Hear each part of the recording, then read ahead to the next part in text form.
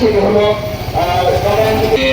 যে রূপচর খোলা নিয়ে যে আয়োজন জামাতের পক্ষ থেকে এই জাতীয় একটা মানববন্ধন করেছিলাম বিকল্পে, কিন্তু বর্তমানে দেখা যাচ্ছে যে ধন্যবাদ। Forum on Ecology and Development সভাপতি সম্মানিত জহুর আলম মহোদয়কে সেটা হচ্ছে বাংলাদেশের পরবর্তী একটি স্বপ্ন দেখেছিলেন যে এই যে 1 মিলিয়ন ছাদের মধ্যে যে ডেভেলপমেন্টের যে কথা বলি, এটা যদি নিশ্চিত করতে চাই তাহলে বাংলাদেশের একটা অবস্থান করা এবং জনগণকে এই জায়গায় সম্পৃক্ত করা। আমরা অনেক সোলারের কথা শুনে এসেছি, কিন্তু এই ফোরামে যুক্ত হওয়ার পরে আমি